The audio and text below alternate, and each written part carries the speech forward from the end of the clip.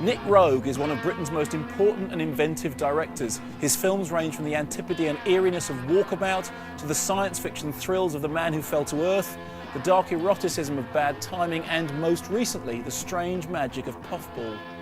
But whatever story he's telling, Roeg's preoccupations remain the same. The reflected surfaces of reality, the importance of sound and music, and the non-linearity of time itself.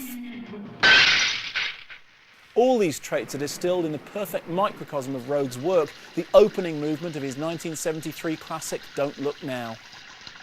Find me anyone who doesn't think the opening of Don't Look Now is up there with the finest work British cinema ever produced. Take it easy. No, but it is astonishing because very quietly you announce the premise of the film, and in a very brief sequence you effectively do the film. Child goes into water, child comes out of water, father overcoming, father has premonition. None of this is in the book. It's like 7 minutes in. It's like, there we go. That's the film, and now here's the film. In Don't Look Now, Julie Christie and Donald Sutherland play a couple attempting to come to terms with the tragic death of their daughter Christine after she drowns. Adapted from Daphne du Maurier's novella, the main part of the film plays out in Venice, where the couple are fatally haunted by visions of their daughter. We have today and yesterday, and suddenly something happens that they hadn't planned on doing tomorrow. Twitch, and life changed completely. Filling in the today part, so have a look at them as they were happy family. Son and daughter and playing. What about that almost childlike piano theme that Pino Donaggio wrote? Da, da, da, da, da, da, da, That's very da. funny, picking that up. He sat down, we were in the recording studio, and he couldn't play it like a child. I said, it's too good, Peter. Da, dee, da, da, da, da. Well, it's meant to sound like a child almost learning it, because you have the single descending note in the bass line, like dun, dun, dun, like they're reading it off the music and they haven't seen it before, and that's what's so Brilliant. heartbreaking about it. It's the storytelling is done, at least 50% by what you're hearing on the soundtrack. But I thought it would be rather amusing to have the very premise of the film put in.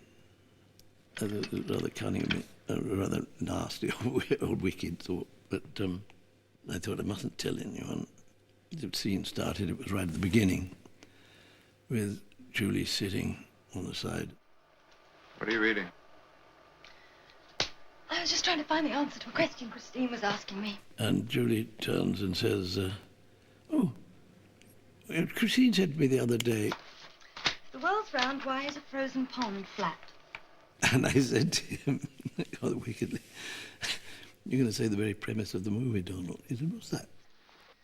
Nothing is what it seems.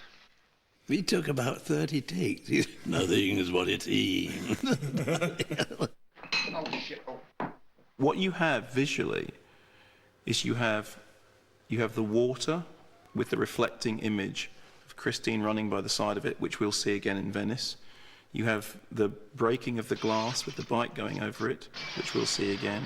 You have the premonition of the father with the, what appears to be the bloodstain coming down on the slide. Like the whole film is contained in that opening sequence. So it's all connected, isn't it? All alive, everything. That I think that is something that you can't. The script would be that thick, You can't. That's where the filming becomes. That's rather like a painter painting God's work. That sunflowers aren't like they are in Van Gogh's thought. I try to let it move itself. Finding reality is much more exciting than trying to invent it. But what's extraordinary about that sequence is the subjective sound. It's the sound in his head as he runs out. And then he plunges into the water. And then we step back and it's a peculiarly naturalistic sound of somebody going into the water and coming out. I thought of it trying more emotionally, for myself. I mean, that when one's working in the cutting room, you think, I think this needs more than just a scream. It needs something, might be a noise that could be connected to the supernatural of some kind. He comes out in slow motion and suddenly we're into this deep string pattern. It's what we're hearing is the sound in his head. Yeah. I think sound is something to be tremendously explored. We tend to believe in the familiar. We tend to say that's the definite. Mm-hmm. And of course that's where we run into serious trouble. Time definitely has a linear sense to it, yeah. but I don't believe it. I believe it's lateral.